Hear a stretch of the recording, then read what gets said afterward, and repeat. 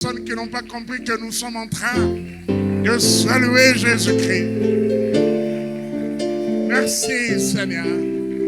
Gloire à Jésus. Nous croyons qu'il est là, il est présent, le chef suprême de l'Église. Merci. Seigneur, bénis ta parole ce matin, parle-nous. Au nom de Jésus-Christ, notre Sauveur et Seigneur, nous disons Amen. Voilà, que Dieu soit loué. Encore une fois, shalom bien-aimé. Voilà, merci. Merci Seigneur pour la vie que tu nous accordes et surtout pour la vie éternelle. Et merci aussi et surtout pour le salut que nous avons en Jésus-Christ. Amen. Et le salut en Jésus-Christ. La vie éternelle fait partie de notre héritage en tant que chrétiens. Amen. N'oublions pas que nous sommes des héritiers de Dieu, des co-héritiers avec Christ. Amen. Voilà. Pour les personnes qui sont au milieu de nous pour la toute première fois, le message de ce matin est la suite de celui du dimanche dernier.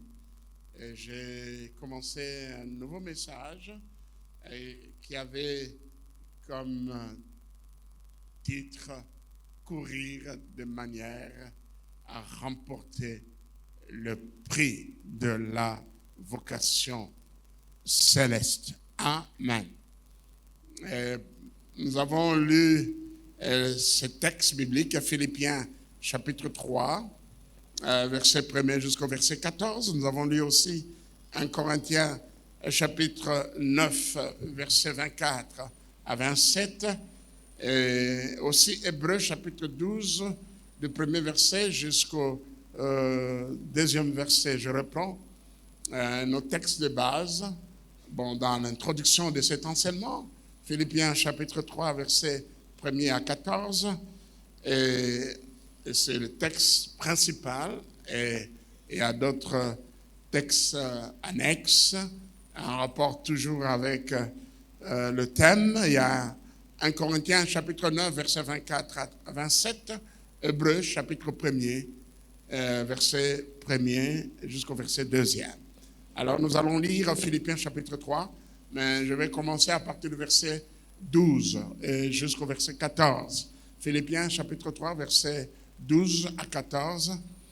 Ce n'est pas que j'ai déjà remporté le prix ou que j'ai déjà atteint la perfection, mais je cours pour tâcher de les saisir puisque moi aussi j'ai été saisi par Jésus-Christ.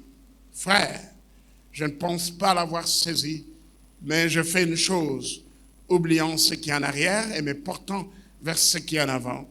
Je cours vers le but pour remporter le prix de la vocation céleste de Dieu en Jésus-Christ. Alors, notre deuxième texte, la première épître de Paul aux Corinthiens, 1 Corinthiens chapitre 9, versets 24 à 27. Ne savez-vous pas que ceux qui courent dans le stade courent tous, mais qu'un seul remporte le prix? Courez de manière à le remporter. Tous ceux qui combattent s'imposent toute espèce d'abstinence et le font pour obtenir une couronne corruptible. Mais nous faisons-le pour une couronne incorruptible. Moi donc, je cours, non pas comme à l'aventure, je frappe, non pas comme battant l'air, mais je traite durement mon corps et je le tiens assujetti, de peur d'être moi-même rejeté après avoir prêché aux autres. Amen. Alors nous allons terminer avec Hébreux chapitre 12, le 2 premiers versets. Nous donc aussi, puisque nous sommes environnés d'une si grande nuée de témoins, rejetons tout fardeau et les péchés qui nous enveloppent si facilement et courons avec persévérance dans la carrière qui nous est ouverte, ayant les regards sur Jésus, le chef et le consommateur de la foi, qui, en vue de la joie qui lui a été réservée, a souffert la croix, méprisé l'ignominie et s'est assis à la droite du trône de Dieu. Amen. Voilà. Nous avons dit que ces textes ont quelques points en commun. Un point commun pour ces trois textes, c'est le verbe courir ou la course. Et l'apôtre Paul a comparé dans Philippiens, même dans l'épître aux Corinthiens, la vie chrétienne à une course qui demande de l'endurance, de la discipline et une détermination sans faille. Nous avons dit qu'il ne s'agit pas tout simplement de courir, mais nous devons courir de manière à remporter le prix. Amen. Courir de manière à remporter les prix. Donc, je crois que vous comprenez la vie avec Jésus-Christ, cette vie du croyant, le croyant qui confesse Jésus comme son Sauveur et Seigneur, est comparé à une course. Et la course, comme j'ai dit, elle demande l'endurance, ça demande de la discipline et une détermination sans fin. Ça demande du courage, la vie chrétienne. Et nous bénissons Dieu pour ces illustrations. Nous pouvons voir, regarder comment les athlètes se préparent. Les athlètes, ceux qui courent, comment ils se préparent. Et nous pouvons voir aussi ceux qui pratiquent le cyclisme, comment ils se préparent et doivent s'entraîner même dans toutes les disciplines sportives. Et il faut de l'entraînement. Amen. Il faut aussi dans la discipline. Dans la discipline, il y a la discipline pour les entraînements, les heures d'entraînement, et il y a aussi la discipline en ce qui concerne, par exemple, ce qu'ils mangent. Il y a des choses qu'ils doivent mettre de côté pour être vraiment au point, être en forme. Il y a le dimanche passé, je vous ai parlé, en suivant, je crois, la radio France 24, puis la télévision France 24, on a parlé, il y a une nutritionniste a écrit un livre sur la nutrition et le sport. Et le sport. Donc, mais nous devons courir de manière à remporter les prix. Amen. Donc, on va voir, nous devons regarder le prix, le trophée pour remporter cela. Et nous avons dit que ces promesses constituent un sujet d'espérance pour nous, les chrétiens, et stimulent notre foi et nous encouragent à persévérer. Notre enseignement, nous l'avons divisé en 4 points. Le premier point est la vie chrétienne. Nous avons parlé de la vie chrétienne comparée à une course. Voilà. Et nous avons, deuxième point, la manière dont Paul aborde cette course. Et nous avons pris Paul comme modèle dans cette course spirituelle, dans cette course. Et il est pour nous un modèle. Et dans l'épître aux Philippiens et dans d'autres épîtres, nous voyons comment l'apôtre Paul s'est préparé. Et le troisième point, nous avons dit en quoi consiste le prix de la vocation céleste de Dieu en Jésus-Christ. Ce prix représente quoi? Et enfin, notre quatrième point, les récompenses que Dieu réserve aux chrétiens fidèles. Amen. Nous avons dit que dans une course, il y a un point de départ.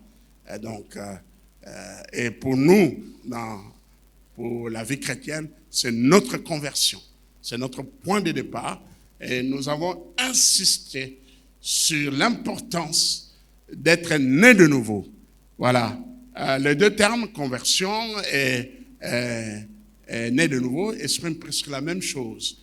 Dans la conversion, l'âme du croyant ou de l'homme est active. C'est-à-dire que le croyant fait un choix de se détourner du péché pour se tourner vers Dieu.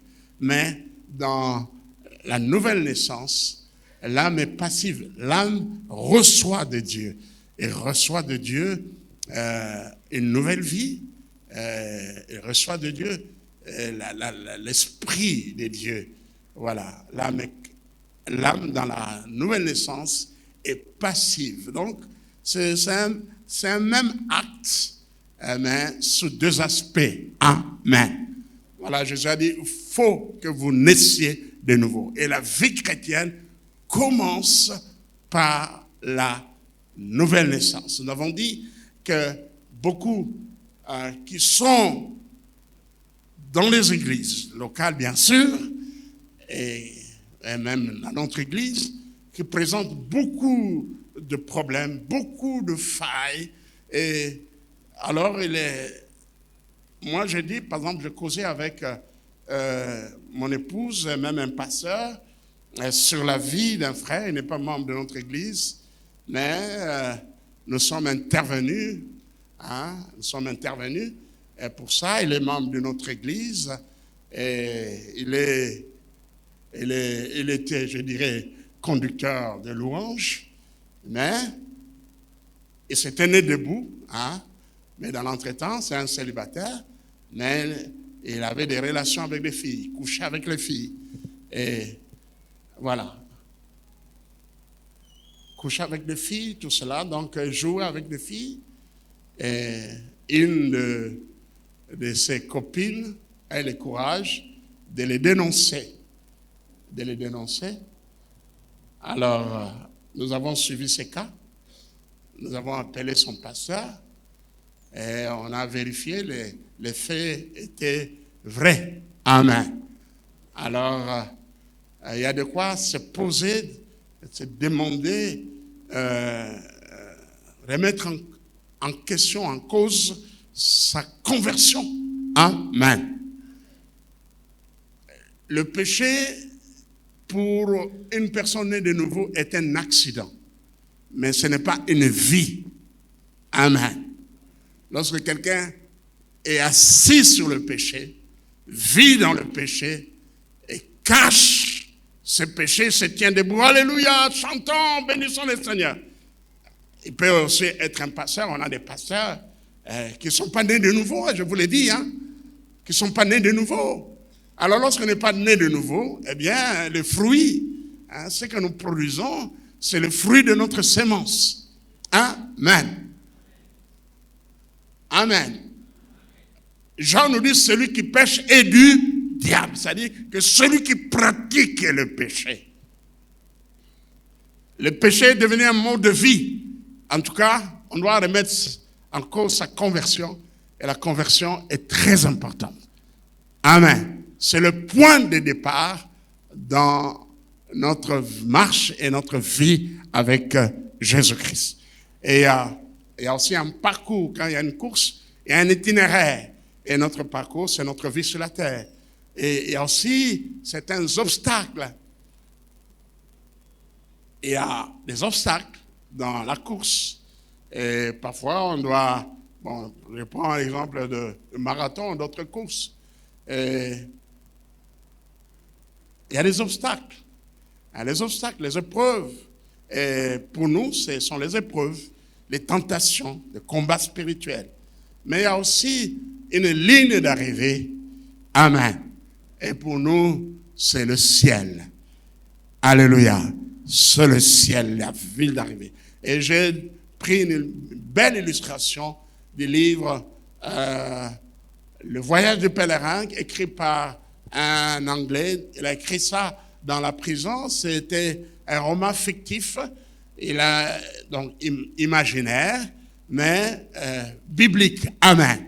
Il parle du voyage du pèlerin vers la patrie céleste. Et ce voyage commence à la croix. Amen. Ce voyage commence à la croix. C'est à la croix que l'homme confesse ses péchés, avoue ce péché, dépose le fardeau de ce péché et accepte Jésus-Christ comme son sauveur et Seigneur. Alléluia. Et c'est à partir de là qu'on peut commencer ce voyage. Amen. Et il emprunte les termes bibliques expressifs comme tentation, comme fidèle, comme persévérance, comme beaucoup de choses, courage, beaucoup de termes qui sont bibliques et qui ont un sens spirituel. Amen. Alors, les personnes qui ne sont pas passées au point de départ à la croix n'arrivent pas au point d'arrivée. Amen. Ils découragent les autres, et donc ils sont là. Et dans nos églises, nous en avons des gens qui ne sont pas de nouveau, mais je prie pour que, eh bien, ces personnes-là se tournent vers Jésus-Christ. Amen. Parce que lorsqu'on n'a pas la sémence de Dieu en soi, c'est difficile de porter des fruits dignes de la repentance. Des fruits qui soient agréables à Dieu. Amen. Alors, nous avons dit courir implique un effort. Personne ne gagne une course en restant immobile. De même, la vie chrétienne demande de renoncer au péché, de se discipliner spirituellement, de marcher selon la volonté de Dieu. Et nous avons vu comment l'apôtre Paul aborde cette course. Jésus-Christ était sa priorité. Et il était humble. Et il s'est détaché du péché, oubliant ce qui est en arrière. Il était déterminé. Et je cours vers le but. Donc Jésus-Christ était sa priorité. Jésus-Christ doit être notre priorité. Devant Jésus-Christ, tout doit pâlir.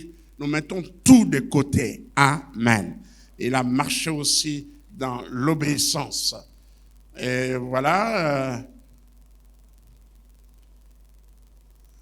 Elles ont dit aussi que l'image de la course exprime la dynamique de la vie en Christ.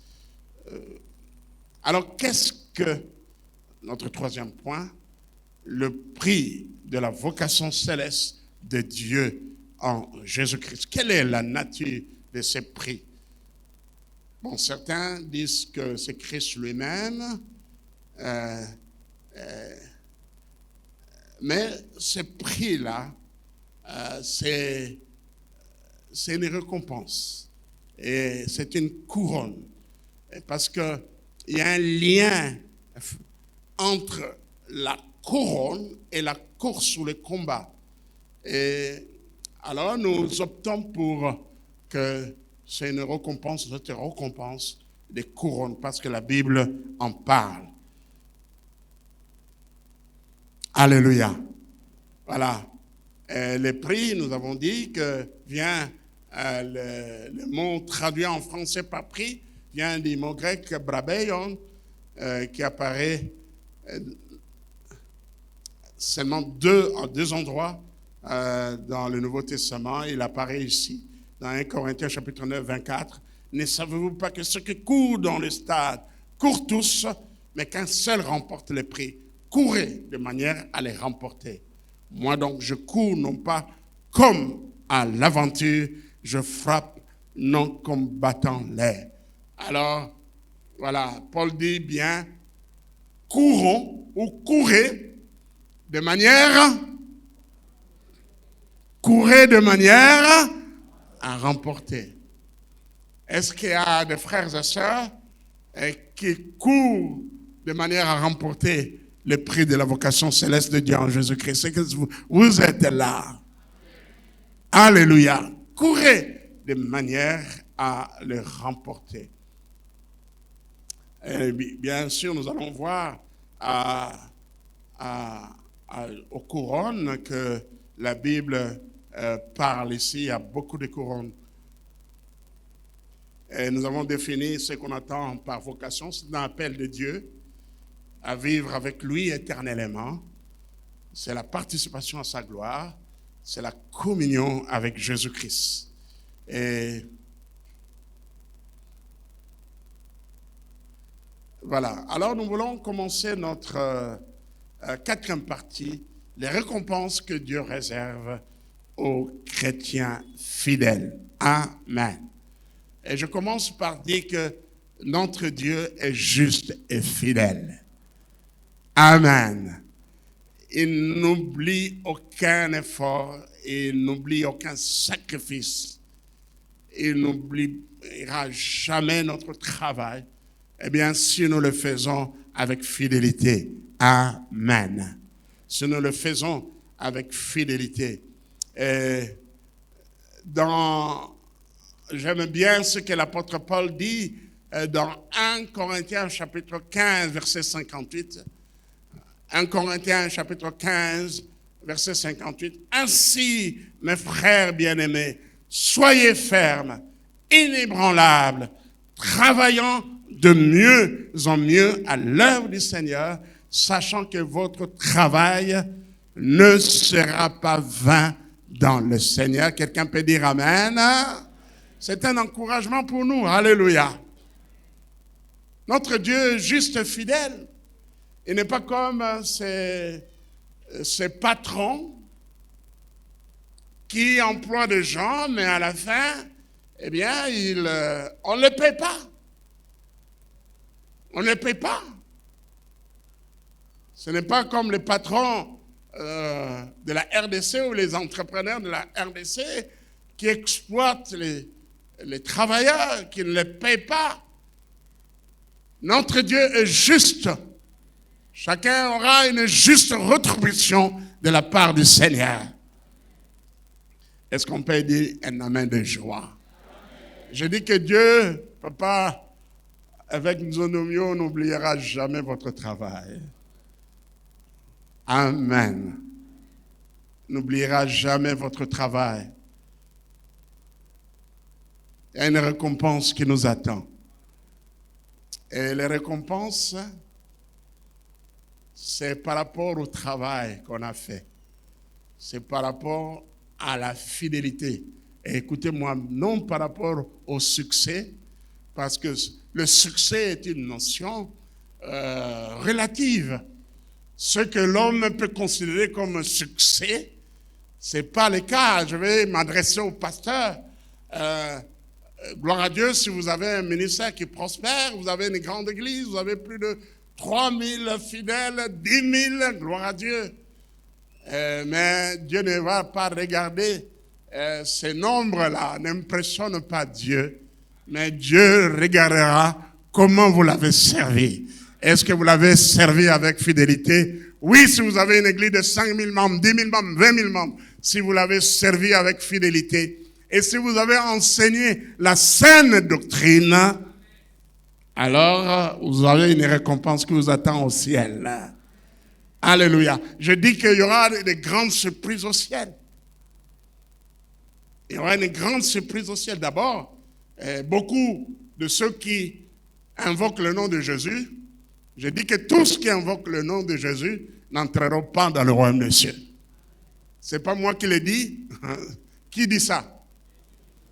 Qu'est-ce qu'il dit? Ce ne sont pas ceux qui me disent Seigneur, Seigneur, qui entreront dans le royaume des cieux. Mais celui-là qui fait la volonté de mon Père qui est aux cieux. Voilà, n'oublions jamais cela. Dieu est fidèle. Dieu est juste. Il a une juste rétribution. Une juste rétribution pour nous. C'est un sujet d'encouragement. Mais Dieu va regarder la qualité, la fidélité. Amen.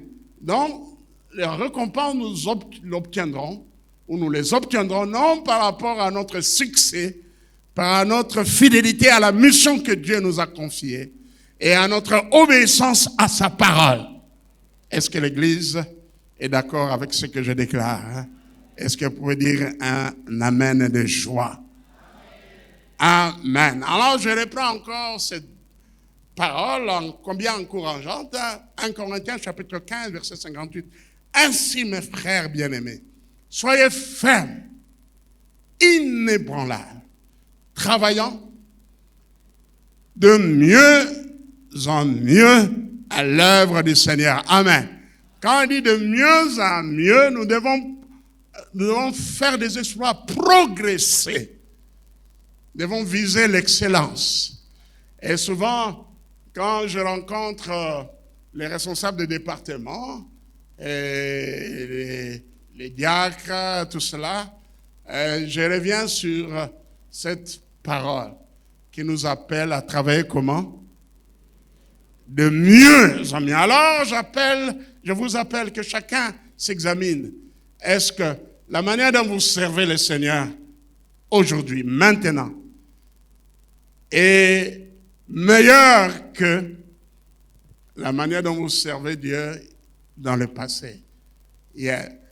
Travaillant de mieux en mieux. Nous devons chercher le progrès, aller loin, nous devons chercher l'excellence. Sachant que votre travail ne sera pas combien? Comment? Vain dans le Seigneur. Amen. Alléluia. Gloire soit rendue à Dieu. Alors nous devons parler de la récompense. Toujours dans ce point, qu'est-ce qu'une récompense? Alors le dictionnaire Larousse me propose cette définition. Une récompense est ce qui est accordé à quelqu'un en remerciement d'un service rendu ou en reconnaissance d'un mérite particulier.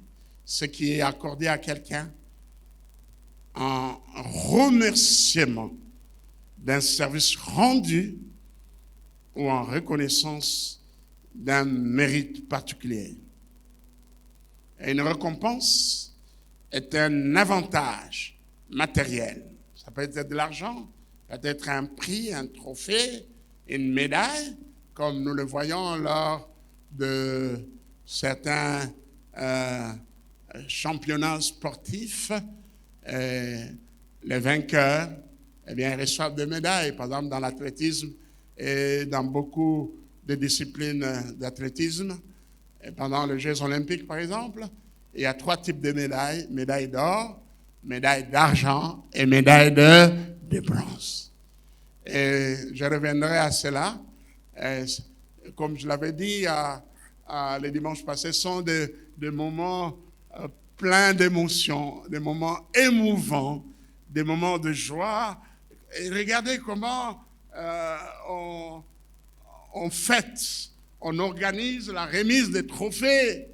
Et nous aussi, nous serons rassemblés au ciel, devant le trône de l'année. Ah, je pensais que quelqu'un allait dire un grand amen, alléluia!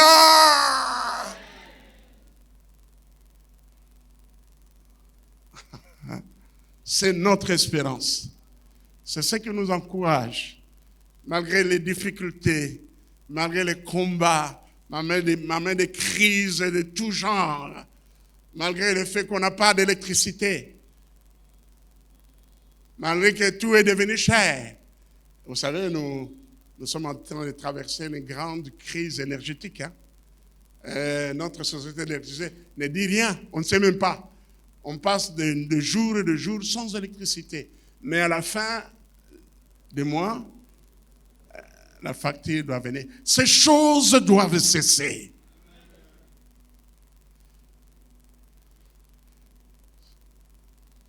Est-ce qu'il y a une conscience de la part de ces dirigeants, des gens qui, eh bien, gèrent ces entreprises? Vous ne fournissez pas l'énergie électrique, mais ce système des forfaits n'est pas bon. Je crois que le peuple est exploité. Sur 30 ou 31 jours pour un mois, vous pouvez avoir l'électricité seulement pendant, je ne sais pas combien de jours, ou peut-être 7 jours. Il y a même d'autres, ça n'arrive même pas. Vous savez, le courant électrique, un jour je commençais à compter, je me suis fatigué. Ouais, le courant, par exemple, il y a la nuit du vendredi au samedi, nous avons passé cette nuit sans électricité, et le courant est revenu à 6h du matin. Quand même, trop salam salam. Ça n'a même pas fait 10 minutes, et puis pouf, c'est parti. Et peut avoir des coupures plus de 10 fois par jour. Et nos appareils électroménagers sont foutus. S'il y avait une justice, la SNEL devait dédommager au foyer et ils allaient se corriger. Amen. Voilà, c'est pour... Alléluia. Nous appelons à la conscience de nos dirigeants. Amen. À la conscience. Oui, je disais qu'une récompense est un avantage matériel. Argent, prix, trophée, médaille. Ou un avantage moral, éloge, satisfaction, remis en reconnaissance d'un mérite, d'un service rendu et d'une bonne action. Amen. Et d'une bonne action. Et ça fait du bien après tant d'efforts, on est récompensé. Et on a son diplôme dans tel ou tel autre domaine. Et c'est beau, c'est joli. Et moi, Dieu a permis que je puisse distinguer la grande distinction. Quand j'ai terminé mes études à la faculté de théologie de l'Assemblée de Dieu, j'ai un cordon d'or. Bon, jaune. Hein? Bon, donc les autres avaient reçu le diplôme. Moi, j'avais reçu le diplôme avec un cordon jaune. Voilà, Balatissinga, cordon. Amen. Voilà, ça c'est des récompenses terrestres, mais corruptibles. Mais nous aurons une couronne incorruptible là au ciel. Alléluia. Est-ce qu'on peut dire un amen de joie et acclamer, dire merci à Dieu? Une couronne incorruptible. Ces choses vont passer, nos diplômes, tous ces trophées vont passer. Mais la couronne que nous recevons seront des couronnes incorruptibles. Amen. Donc, le mot, si on doit chercher une signification biblique du mot récompense, c'est proche, et je dis presque pareil avec la signification que nous donnons de manière ordinaire, vient du mot grec mistos, et ce mot revient 29 fois dans le Nouveau Testament. 29 fois dans le Nouveau Testament. Et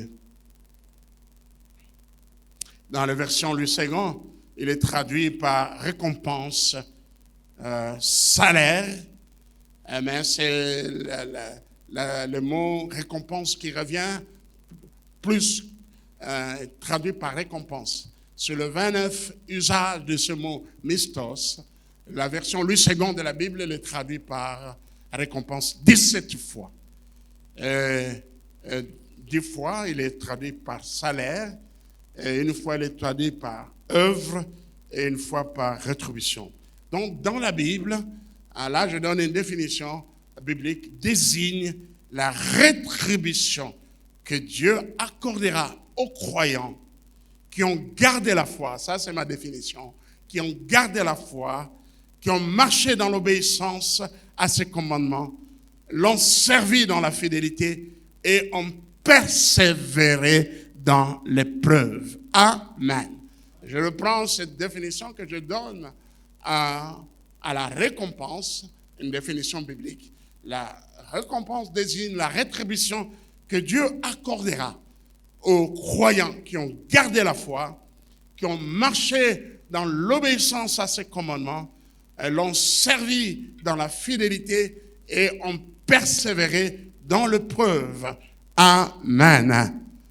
Et je dis que Dieu accordera, je place cela, ce moment-là, dans le futur. La récompense est un fait à venir, et je dirais mieux, eschatologique. Amen. Si nous lisons, nous analysons les textes de la Bible, eh bien, nous allons voir que ces textes le placent toujours dans le futur. Amen. Mais il y a des cas où Jésus-Christ place la récompense maintenant. Par exemple, ceux qui les servent pour être vus, pour être honorés, pour attirer les regards. Jésus dit, et ils reçoivent déjà leur récompense. Donc la récompense qu'ils vont recevoir ne va pas venir de Dieu, mais c'est l'honneur qu'ils cherchent des hommes. Hein? C'est leur récompense. Et nous allons lire ces textes qui vont nous éclairer sur la récompense dans la Bible. La récompense. Je voulais dire qu'une étude de texte biblique sur les récompenses du croyant montre qu'il s'agit d'une réalité à venir, eschatologique, un accomplissement, l'accomplissement d'un fait futur qui aura lieu au retour de Jésus-Christ. Et nous recevrons notre récompense, pas sur la terre, mais au ciel. Je dis que nous recevons notre récompense, pas sur la terre, mais au ciel. Bien sûr, Dieu nous bénit sur la terre. Alléluia. Mais par rapport à notre travail, parce que nous n'avons pas encore terminé notre travail, nous n'avons pas encore achevé notre travail, la récompense, on la donne à la fin d'un travail. Nous sommes encore sur la terre, persévérons, travaillons de mieux en mieux à l'œuvre du Seigneur, marchons dans la fidélité, servons le Seigneur avec amour. Et Dieu qui est fidèle et juste vous donnera une récompense. Quelqu'un peut dire Amen. Quelqu'un veut travailler tel que je l'ai décrit, avec amour, avec fidélité, dans l'obéissance, dans la persévérance. Quelqu'un veut travailler de cette manière? Eh bien, je vous appelle à travailler de cette manière, à servir Dieu de cette manière, et c'est Dieu qui est juste. Eh bien, n'oubliez pas ce que vous avez fait. Alléluia. C'est ce que l'apôtre Paul dit dans 2 Timothée chapitre 4. Il dit, eh bien, j'ai combattu le bon combat, j'ai achevé la course, j'ai gardé la foi. Désormais, la couronne de justice m'est réservée, non seulement à moi, mais à tous ceux qui auront aimé son avènement. Quelqu'un peut dire Amen. Est-ce qu'il y a des hommes et des femmes qui aiment l'avènement de Jésus, qui attendent l'avènement de Jésus dans la foi, qui attendent l'avènement de Jésus dans l'obéissance? Alléluia. Ah, il y a un chant qui me vient dans la tête. J'ai chanté ça au Togo. Ici, nous ne chantons pas ça. Ici, à la fin de mon voyage, je serai couronné, je serai couronné, je serai couronné. À la fin de mon voyage, je serai couronné dans la cité de Dieu. Quelqu'un connaît ce chant? Quelqu'un a-t-il entendu ce chant? Ah, Pasteur Nemnaï Banzem Rebele, hein? Ah, comprenez parce que, eh bien, je te chante. Amen. Et je dirigeais aussi la louange. Eh bien, dans cette tête, il y a beaucoup de chants. Oui, à la fin de mon voyage, je serai couronné. Je serai couronné dans la cité de Dieu. Amen. Dans le sermon sur la montagne, Jésus évoque la récompense du juste et le situe clairement dans le futur. En revanche, ceux qui le servent pour être vus des hommes, pour en tirer gloire et honneur, sans obéir à ce commandement, reçoivent déjà leur récompense. Et cette récompense n'est pas la récompense qui vient de Dieu. C'est ces applaudissements, ces louanges, tout cela, voilà leur récompense. C'est, oui, à cause de leur orgueil. Merci Seigneur. Dans Matthieu chapitre 5, versets 11 à 12, nous allons prendre nos Bibles. Il y a quelques passages dans les livres de Matthieu, dans le sermon sur la montagne, chapitre 5, et aussi l'apôtre Paul en parle aussi dans 1 Corinthiens chapitre. Nous allons lire quelques passages de la Bible qui font mention ou qui mentionnent la récompense. Matthieu chapitre 5, versets 11 à 12. Voilà.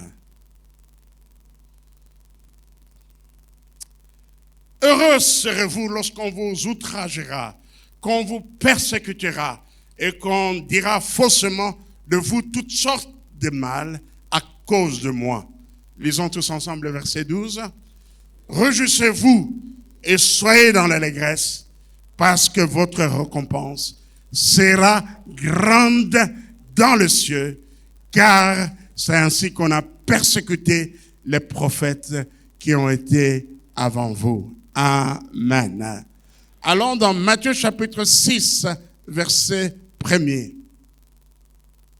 Matthieu chapitre 6, verset 1er, on va lire aussi le verset 3, le verset 5 et le verset 16. Matthieu chapitre 6, verset 1er, verset 3, verset 5 et verset 16.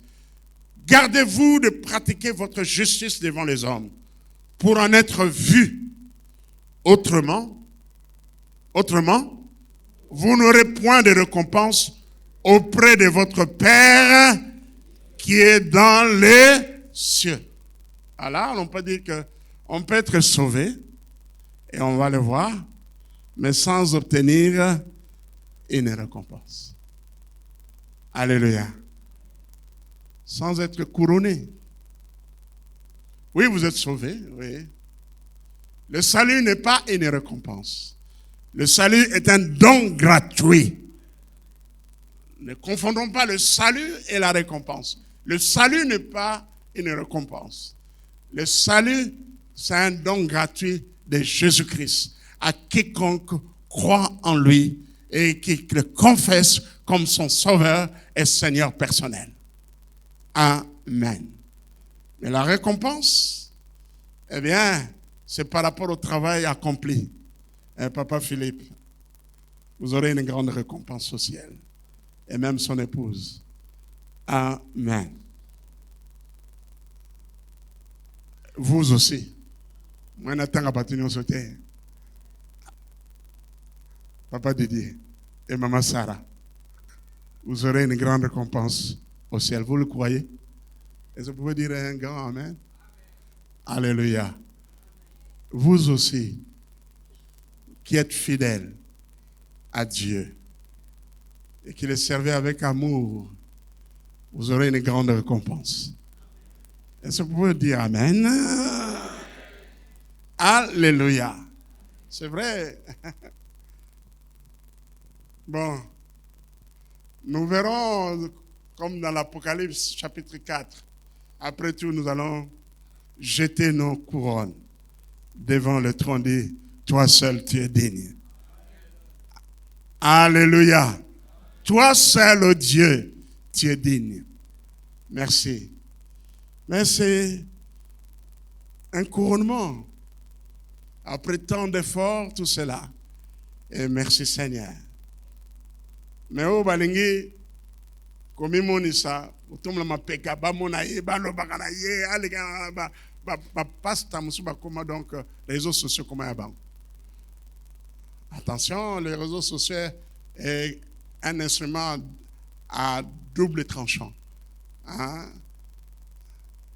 Lorsque vous êtes très connu, c'est bien. Mais lorsqu'il y a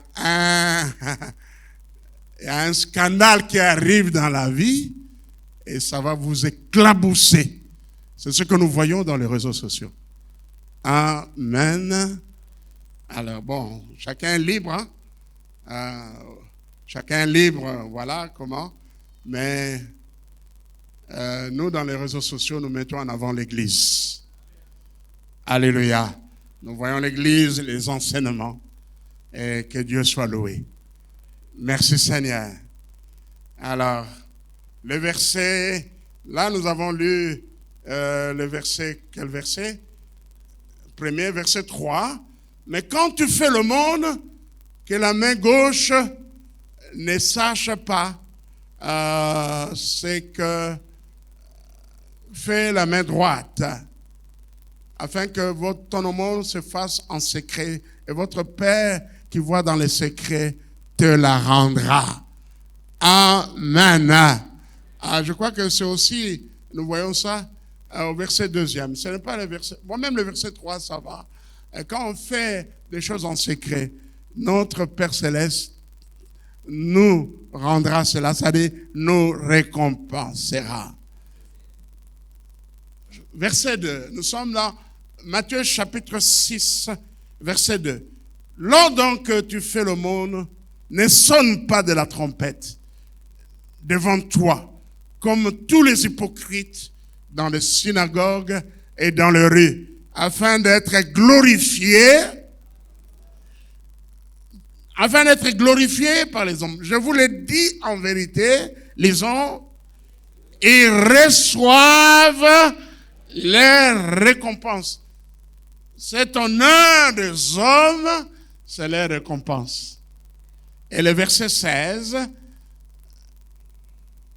lorsque vous jeûnez, ne prenez pas un air triste comme les hypocrites, qui se rendent le visage tout défait pour montrer aux hommes qu'ils jeûnent. Je vous le dis en vérité, ils reçoivent leur récompense. Oh, Jésus-Christ est l'enseignant par excellence, l'enseignant des enseignants. Amen. Quand vous jeûnez, ne prenez pas un air triste. Ah, frère, frère, ça fait le 12e jour dans le jeûne. C'est fini. Ah, frère, vraiment, Yongana Kokate. Ah, félicitations. Déjà, récompense na yo, Yangwa. Récompense na Yangwana. Ah, frère. Mais quand tu gênes, n'est pas un air triste, hein, bizarre, hein, Yohana na les choko. Mais frère, pourquoi tu es tendu comme ça? Oh, je gêne. Je suis dans ma deuxième semaine de jeûne. Mais Jésus nous dit même, quoi? De nous parfumer pour montrer aux hommes qu'ils gênent. Je vous l'ai dit.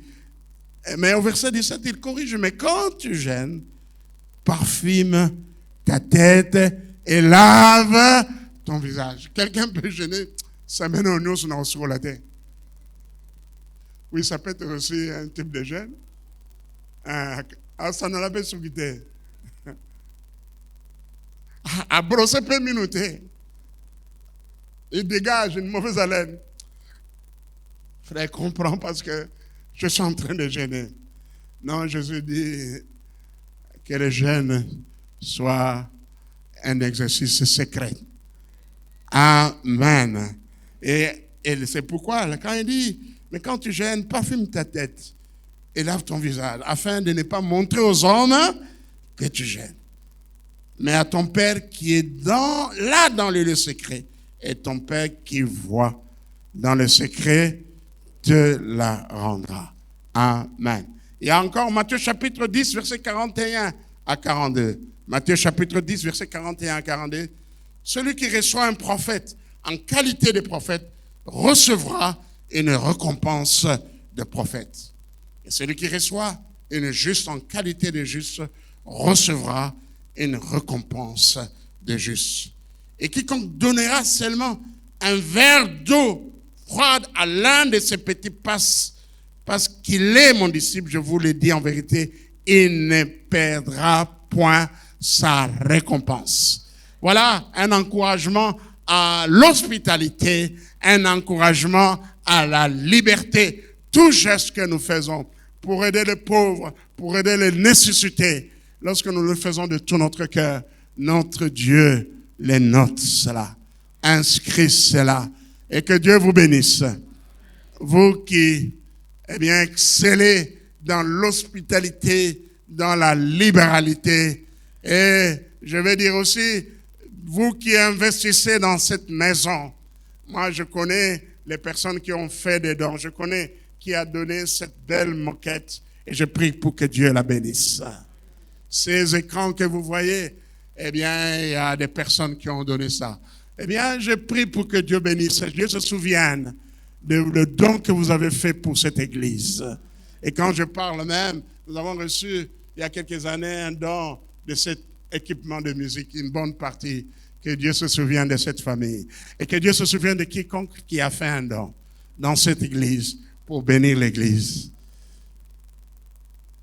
Dieu vous bénira pour cela. Amen. Alors, allons dans 1 Corinthiens, chapitre 3, verset 8, verset 14 et le verset 15. 1 Corinthiens, chapitre 3. Et ça, c'est un texte magnifique. Et ce texte nous révèle que, eh bien, il y aura des chrétiens qui seront sauvés, et juste sauvés, comme arrachés au feu, comme un tison arraché au feu. Hein? Moi, j'illustre cela de cette manière. Bon, c'est juste une illustration. Hein? L'illustration n'est pas toujours parfaite. Hein? C'est mieux que la porte du royaume des cieux nous soit grandement ouverte. Comme la parole de Dieu nous l'a dit dans 2 Pierre, chapitre 1er, à partir du verset 5, et il nous dit comment nous devons construire notre vie, notre foi, notre relation avec Jésus-Christ. C'est une construction spirituelle de notre être. Hein? Alors, je vous exhorte donc, frères, à joindre à votre foi à la vertu, la connaissance, etc.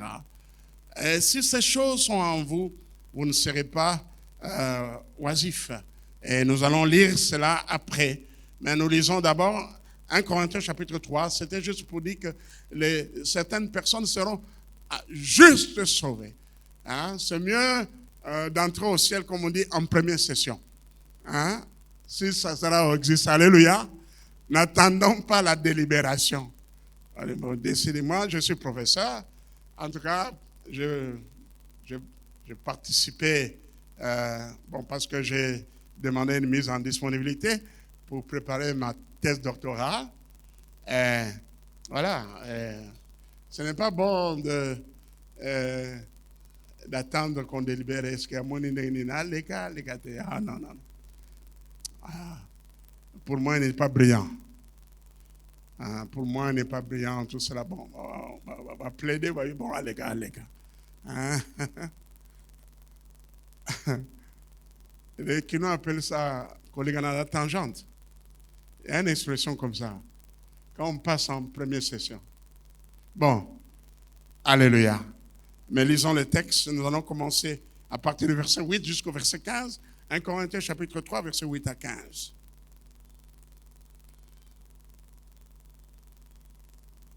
Celui qui plante et celui qui arrose sont égaux, et chacun recevra sa propre récompense selon son travail. On peut dire Amen. Celui qui plante, celui qui arrose. Belle image que l'apôtre Paul. Oui, l'onaki, mais oyo, avec au boire amaï. Car nous sommes ouvriers avec Dieu. Alléluia. Nous sommes ouvriers avec Dieu. Nous travaillons avec Dieu selon les recommandations de Dieu, les instructions divines. Car nous sommes ouvriers avec Dieu. Vous êtes les champs de Dieu, l'édifice de Dieu. Selon la grâce de Dieu qui m'a été donnée, j'ai posé les fondements comme un sage architecte. Un autre a bâti dessus. Mais que chacun prenne garde à la manière dont il bâtit dessus. Car personne ne peut poser un autre fondement que celui qui a été posé, savoir Jésus-Christ. Or, si quelqu'un bâtit sur ce fondement avec de l'or, de l'argent, des pierres précieuses, du bois, du foin, du chaume, l'œuvre de chacun sera manifestée. Et qu'est-ce qui manifestera l'œuvre de chacun? C'est le feu, c'est le jugement. Car le jour la fera paraître, connaître, parce qu'elle se révélera dans le feu. Et le feu éprouvera ce qu'est l'œuvre de chacun. Versets 14 et 15, lisons tous ensemble. Si l'œuvre bâtie par quelqu'un sur le fondement subsiste, il recevra une récompense. Si l'œuvre de quelqu'un est consumée, il perdra sa récompense. Pour lui, il sera sauvé, mais comme au travers du feu. Amen. Alléluia. Il sera sauvé, mais comme au travers du feu. Alors nous allons, je crois, quand on va parler, parce qu'on ne peut pas parler du tribunal de Christ, plutôt, j'annonce déjà ça, on ne peut pas parler de la récompense sans évoquer ou aborder le tribunal de Christ. Amen. Parce que chacun de nous rendra compte à Dieu. Mais avant que je parle du tribunal de Christ, permettez que nous puissions, je vais revenir à 1 Corinthiens chapitre 3. Lisons 2 passages bibliques qui restent en rapport avec la récompense. Colossiens chapitre 3 verset 24. Colossiens 3, 24. La Bible dit ceci.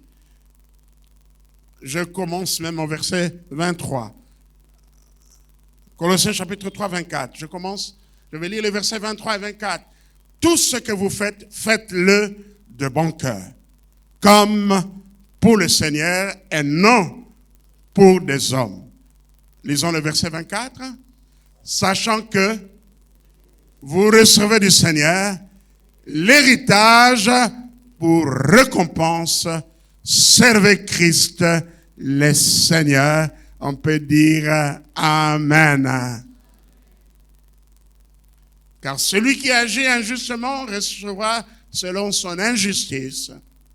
Il n'y a point d'acception de personne. Et notre dernier texte, c'est dans 2 Jean, la deuxième épître de Jean, chapitre 1er, verset 8. 2 Jean, chapitre 1er, verset 8. 2 Jean 8, c'est donc, parce qu'il n'y a pas de chapitre ici, il y a un seul chapitre. Et l'amour consiste à marcher selon ses commandements. C'est là les commandements dans lesquels vous devez marcher comme vous l'avez appris dès les commencements. Amen. Voilà.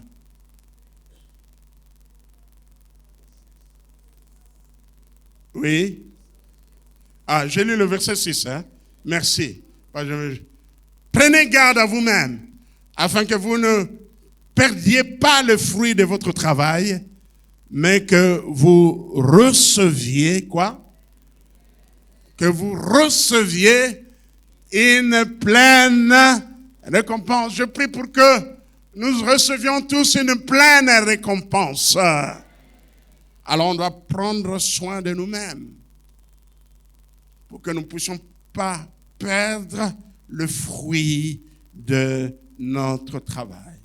Alors je disais, un autre sous-point en ce qui concerne les récompenses que Dieu accordera aux croyants fidèles, c'est le tribunal de Christ. Parce qu'on ne peut pas évoquer les récompenses que les chrétiens recevront de la part de Dieu sans aborder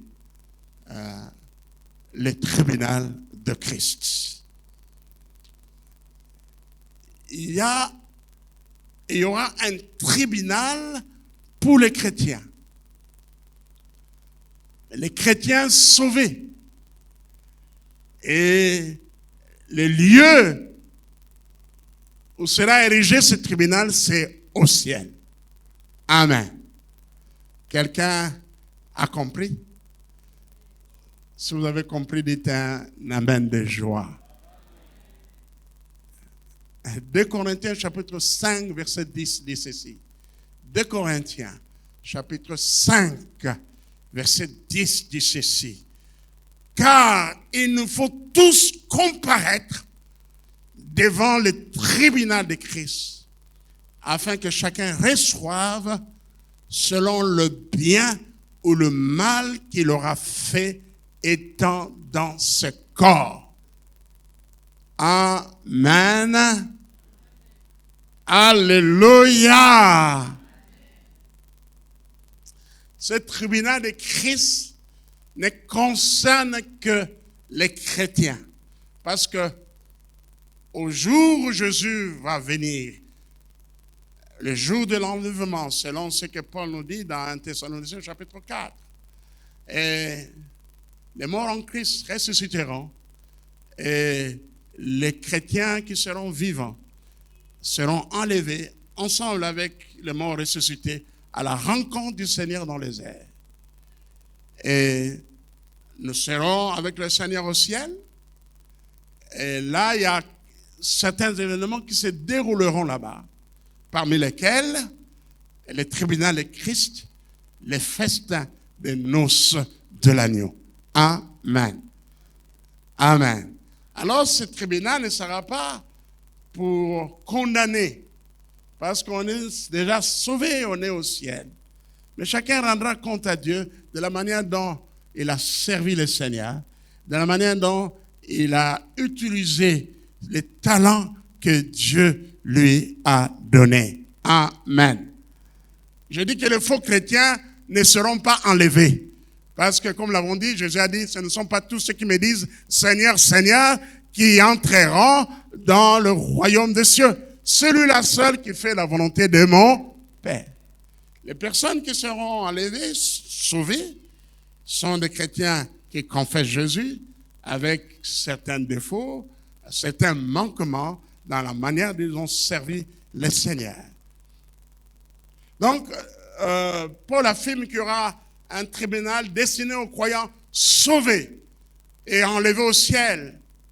Il s'agit du tribunal de Christ. Ce tribunal évaluera les croyants sur base de leur conduite et de la manière dont ils auront servi le Seigneur. Il ne s'agira pas de prononcer des condamnations, mais de déterminer l'attribution des récompenses. Amen. Et c'est là nous arrivons dans 1 Corinthiens chapitre 3. Et certains chrétiens seront récompensés pour leur fidélité et la qualité de leur service, tandis que d'autres ne recevront pas de récompenses. Verset 1 Corinthiens 3, 14, 15 dit, si l'œuvre est bâtie par quelqu'un, sur le fondement subsiste, il recevra une récompense. Si l'œuvre de quelqu'un est consumée, il perdra sa récompense. Pour lui, il sera sauvé, mais comme au travers du feu. Amen. Voilà l'image ou la métaphore de la construction que l'apôtre Paul utilise ici. Lorsqu'on parle de l'or, on parle de l'argent, des pierres précieuses. Ça résiste au feu. Amen. Il s'agit là de travail fait avec fidélité, avec amour, et des enseignements corrects. Mais lorsqu'on parle du bois, du foin, du chaume, sont des travaux faits de manière superficielle, des travaux charnels, et le feu pourverra cela. Parce que, comme vous savez, le bois, le foin et le chaume, eh bien, ne résistent pas au feu. Amen. Alors, Dieu éprouvera tes œuvres. Dieu éprouvera mes œuvres. L'Esprit de Dieu éprouvera ce que nous avons fait pour le Seigneur, comment nous l'avons fait, ce que nous avons enseigné au peuple de Dieu, ou bien nous avons enseigné selon la saine doctrine, ou bien nous les avons égarés. Ou bien nous les avons égarés. Moi, je crois que beaucoup de prédicateurs n'iront pas au ciel. On m'a envoyé une vidéo. C'est triste. En Nigeria, donc, là, les balati bango nous bloquent en mouindou, mutumoga zo chikote bango.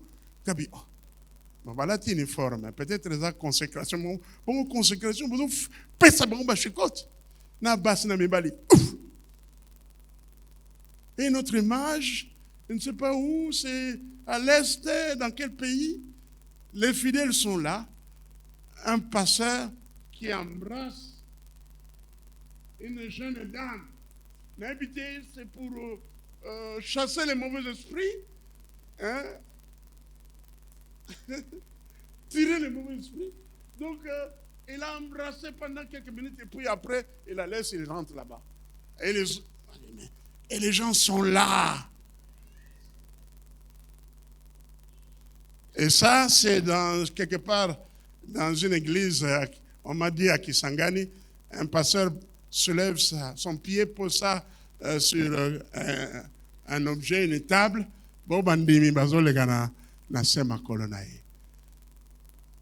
C'est triste. Ce sont des serviteurs du diable. Nous avons besoin de discernement. Alléluia. Si l'œuvre bâtie par quelqu'un, sur le fondement subsiste, il recevra une récompense. Que votre œuvre subsiste, résiste à l'épreuve, et vous recevrez une récompense. Que Dieu vous bénisse. Eh bien, nous allons poursuivre notre enseignement. Je n'ai pas terminé. On va voir les types de couronnes que nous allons recevoir de la part de Dieu. La couronne incorruptible, la couronne de justice, la couronne de joie, la couronne de gloire. Amen. Oui, que Dieu vous bénisse. Courez de manière à remporter le prix. Courons de manière à remporter le prix. Eh bien, allons servons le Seigneur avec sérieux. La vie chrétienne n'est pas une vie d'aventure. C'est une vie de consécration. Une vie de total dévouement à Dieu. Une vie vécue dans la crainte de Dieu et dans l'amour pour Dieu et dans le service de Dieu. Servons Dieu de cette manière-là. Ne soyons pas des hypocrites. Ne soyons pas des chrétiens qui ont deux visages. À l'église, ils ont le visage d'une personne sainte, mais en dehors de l'église, ils ont le visage d'une personne, qui vit dans l'impiété. Non. Marchons dans la sanctification. Amen. Que Dieu vous bénisse encore. Nous allons prier. Merci Seigneur. Merci Jésus. Te ressembler Jésus, c'est mon espoir suprême.